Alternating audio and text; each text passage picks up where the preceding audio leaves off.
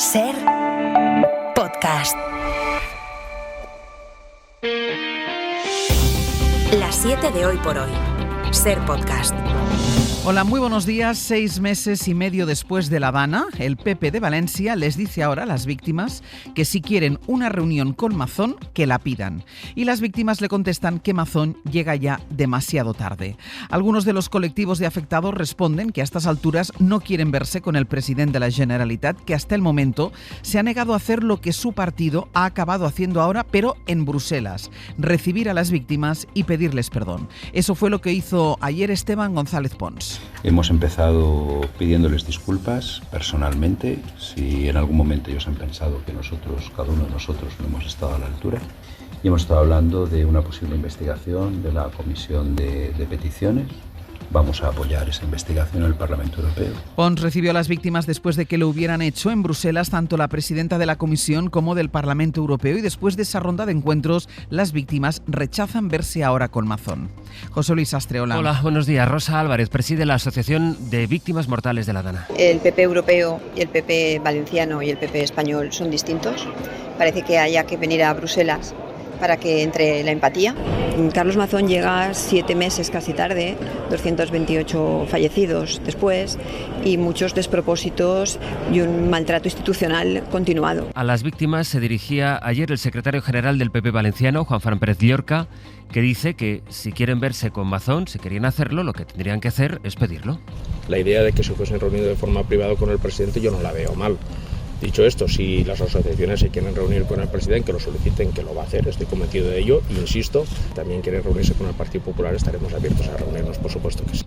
Que lo soliciten, dijo. Hoy la jueza de Catarroja va a interrogar al segundo técnico que participó en el envío de la alerta que llegó a los móviles de los valencianos cuando la mayoría de las 228 víctimas ya había muerto. El primero de los técnicos le aseguró a esa misma jueza que ellos tenían la orden de no enviar el mensaje hasta que diera su visto bueno la entonces consellera Salomé Pradas. Pradas, que por cierto ha impugnado la investigación que está haciendo precisamente la jueza de Catarroja, ha mandado una queja al Consejo General del Poder Judicial contra esa magistrada porque dice que hace afirmaciones categóricas sin pruebas. Radio Valencia, Nota Lens, buen día. Buen día. La defensa de Pradas indica que la jueza utiliza frases categóricas y afirmaciones incriminatorias propias de una sentencia condenatoria, como que el envío de la alerta fue tardío y erróneo, o cuando se refiere a la manifiesta pasividad o grosera negligencia de los dos investigados. Añade que el derecho a la defensa de la exconsellera está siendo gravemente afectado por la forma en la que la jueza está practicando la instrucción, con numerosas irregularidades. Pide que se adopten las medidas oportunas para garantizar un proceso justo y conforme a derecho y, mientras tanto, suspende a la magistrada de seguir con la instrucción. Israel ha convocado hoy a la embajadora de España en ese país a una reunión para amonestarla por las palabras de Pedro Sánchez ayer en la sesión de control, cuando aseguró que su gobierno no comercia con un Estado genocida. Sánchez estaba respondiendo a Rufián, que le había preguntado en la Cámara por el contrato para comprar 15 millones de balas a Israel, contrato que adelantó la SER. Rufián habla de Estado genocida. Sánchez le contesta, usando esa misma expresión, que no comercia con Estados genocidas. Israel, en todo caso, entiende que esas palabras son muy duras, de forma que hoy van a elevar su crítica ante la representante española. Eso mientras el ejército de Netanyahu continúa con la matanza en la Franja de Gaza.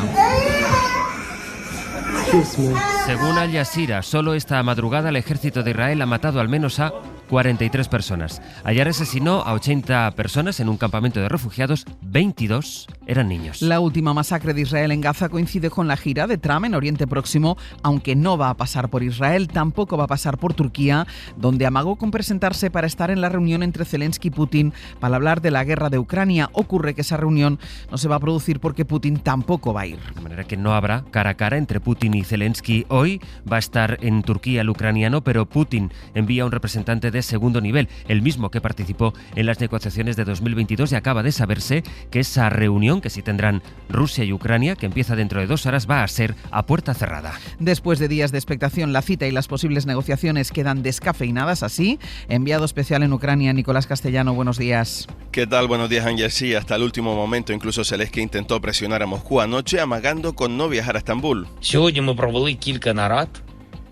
Difundía un mensaje grabado en su despacho en Kiev diciendo que se lo estaba pensando y que esperaría a ver quién encabezaba la delegación rusa. Después se supo que Putin enviaba un perfil de segunda fila, pero simbólico, el ultranacionalista y putinista que ya negoció con Ucrania en Turquía en el 22, lanzando un mensaje para que Ucrania claudique. En todo caso, Zelensky sí está viajando a Estambul. Veremos cómo se compone la foto final de hoy. Y mientras los ataques han continuado esta noche con drones kamikaze por todo el país, incluso cerca de esta frontera, de la frontera del oeste de Polonia con Rumanía, y aquí en el este, en el frente de Pokrovsk. Hemos estado esta noche en un hospital del frente donde no paran de llegar soldados heridos como Basile, de 44 años, con el radio destrozado por una bala rusa. De media, cada día aquí, Ángels, llegan 100 soldados malheridos solo a este hospital. Vuelvo contigo en un ratito, Nico, hasta ahora. Hasta luego. Es jueves, es 15 de mayo. Hoy por hoy noticias. Ser Podcast. Estas son las coordenadas globales de un mundo que anda pendiente de lo que el presidente de Estados Unidos tiene en sus manos. Trump está de gira en Oriente Próximo con fines exclusivamente económicos. En los últimos días ha firmado contratos multimillonarios con Arabia Saudí y con Qatar, pero la volatilidad que generan sus políticas sigue ahuyentando a las empresas. Isabel Fernández Pedrote, buenos días. Hola, Ángeles, buenos días. La última ha sido una española, Acciona. Anoche Acciona Energía anunció que paralizaban temporalmente sus proyectos en Estados Unidos por la incertidumbre que genera la guerra arancelaria con la que Trump juega para negociar con países de todo el mundo. Jordi Fábrega. Acciona ha tomado esta decisión por prudencia y ante la incertidumbre y la volatilidad que han provocado las políticas arancelarias de la administración Trump, es lo que dice textualmente en un informe que ha enviado a la Comisión Nacional del Mercado de Valores, en el que anuncia que pospone 2 proyectos de inversión que tenía planificados en Estados Unidos. Estamos hablando de 2 plantas de almacenamiento con baterías, 2 plantas que se iban a instalar este año en Texas y que de momento se paralizan. Dice la empresa que los costes de aplazar estas inversiones serán modestos y que en todo caso, en función de cómo evolucionen las negociaciones entre Estados Unidos y China sobre los aranceles, Acciona podría reconsiderar sus planes, es decir, que el anuncio del aplazamiento temporal de estas inversiones podría derivar en un abandono total de los proyectos en función de los acontecimientos.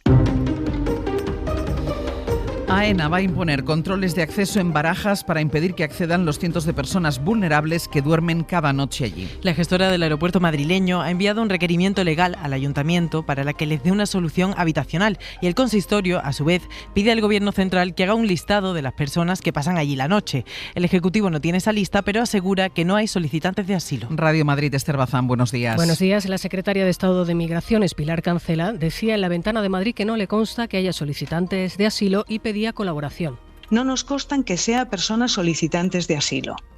Si el señor alcalde de Madrid o la presidenta de la Comunidad de Madrid tiene conocimiento y acreditación de que alguna de esas personas lo son, le decimos que por favor nos lo comunique inmediatamente, nos desplazamos in situ al Ayuntamiento de Barajas y esas personas pasan a formar parte inmediatamente del sistema de acogida y de protección internacional. No confirmaba si se ha hecho un listado persona por persona como le pide el Ayuntamiento de Madrid. Además, AENA ha enviado un requerimiento legal, como apuntabais, al Ayuntamiento de Madrid para que se haga cargo de la situación y va a prohibir los accesos a determinadas horas del día, de tal forma que solo podrán entrar pasajeros con billete y acompañantes. El delegado del Gobierno en Madrid declaró ayer como imputado en el caso Begoña Gómez. Fue 2 años secretario general de Presidencia en la Moncloa y en una brevísima declaración negó haber intervenido en la contratación de la asesora de la mujer del presidente, Pedro Jiménez. 2 minutos ha durado la declaración del delegado de Gobierno como imputado de un delito de malversación por la contratación de una asesora para Begoña Gómez. Es el tiempo que ha tardado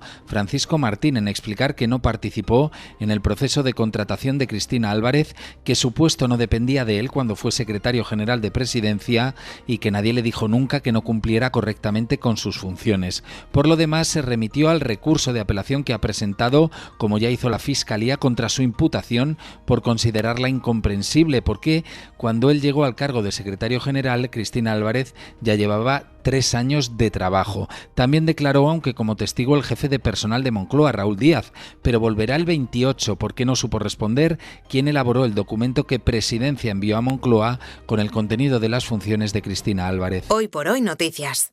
Ser Podcast. Del exterior, el primer ministro francés François Bayrou negó ayer en un largo y tenso interrogatorio haber ocultado un caso de pederastia en los años 90, cuando él era ministro de Educación. El caso le salpica por varios frentes. Sus hijos estudiaron en esa escuela católica y su mujer era profesora. Bayrou asegura que nunca supo de las denuncias de abusos sexuales y físicos en el centro. Corresponsal Vicens Batalla. Buenos días. La comparecencia de Bayrou ante la Comisión de Investigación de la Asamblea Nacional duró más de 5 horas y en ella volvió a negar que estuviera al corriente de estas violencias en los años 90 en el Colegio Católico de Betagam, cuando él era ministro de Educación.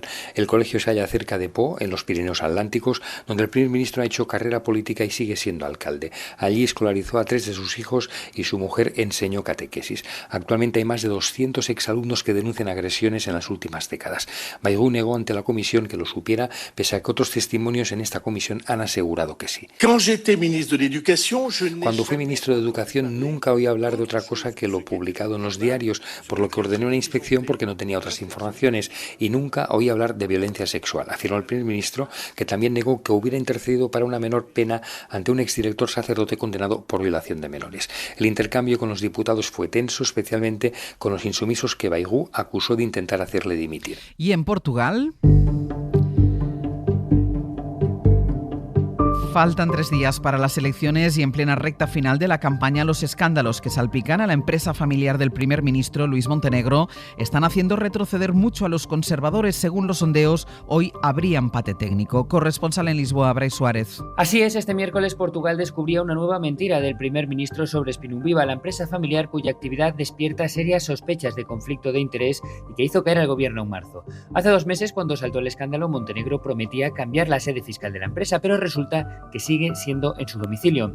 No es algo trascendental, pero se une a la reacción del primer ministro cuando le preguntaban sobre el caso. O señor no tiene más ninguna pregunta para me hacer todos los días. RTP, no, RTP, no, Es que el señor no tiene nada mejor que preguntarme. La RTP está empeñadísima, decía enfadado Montenegro, acusando, además equivocadamente, a la radio-televisión pública de desviar la atención de lo importante, según él, que son las elecciones. Una reacción muy criticada y que muestra su nerviosismo solo 10 días después de revelar una lista de clientes que no hacen sino aumentar las sospechas sobre sus actividades económicas. La oposición se ha volcado sobre el asunto y los sondeos de seguimiento, que daban amplia ventaja a los conservadores, han dado un giro en el último día y marcan empate técnico con los socialistas y la extrema derecha rozando el 20%. Así que la gobernabilidad no está más clara que hace un año.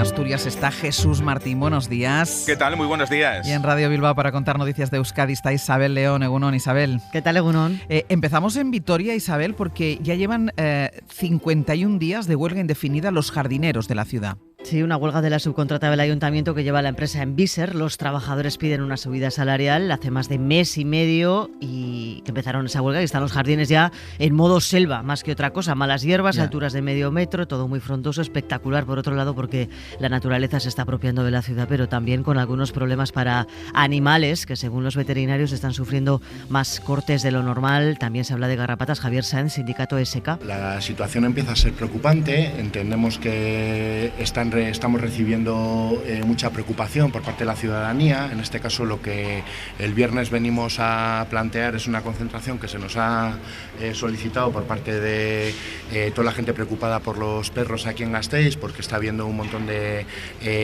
problemas, cortes, de aparición de algunos reptiles, de garrapatas. Mañana concentración canina a las 6:30 de la tarde. A ver si se soluciona. Se estrena en Gijón, Jesús, un documental que reconstruye 46 años después la historia de amor que cuenta Víctor Manuel en la canción Solo pienso en ti. Eso es, 46 años después, el realizador Hugo de la Riva ha juntado a Antonio y a Mariluz, los causantes de la canción que Víctor Manuel creó en aquel momento para ellos. 2 personas con discapacidad que se enamoran en la residencia de la Asociación Promi, donde vivían internados en Cabra, Córdoba.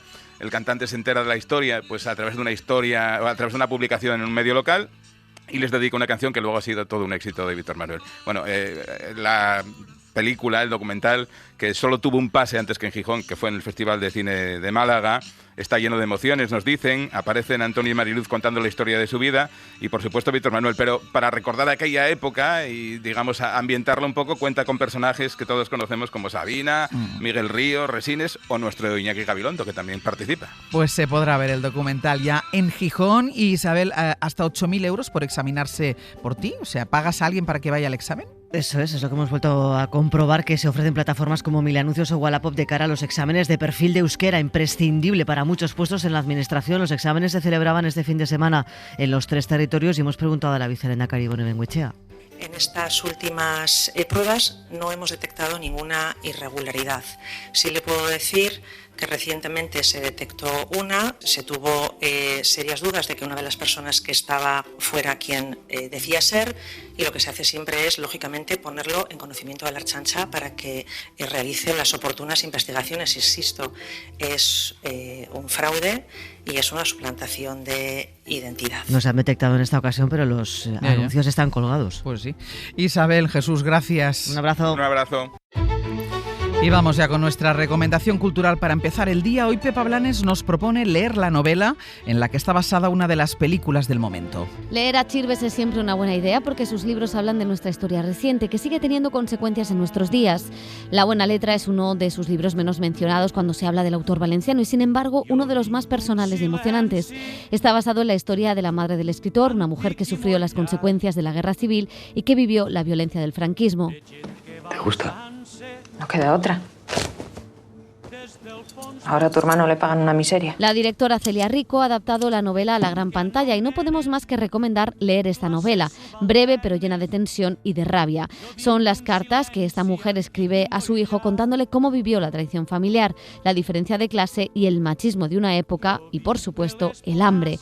Los vencidos de la guerra fueron humillados. Soy novelista que intento contar lo que me pasa a mí y relacionar lo que me pasa a mí como pieza de ese conjunto más grande que es lo que hay a mi alrededor, ¿no? Como dijo Balzac, la historia de las naciones es la historia íntima de los hogares, y eso es lo que cuenta Chirves en esta novela, la historia de España, de la guerra, del franquismo y de la transición, a través de esta familia de perdedores valencianos. Para no perderte ningún episodio, síguenos en la aplicación o la web de la SER, Podium Podcast o tu plataforma de audio favorita.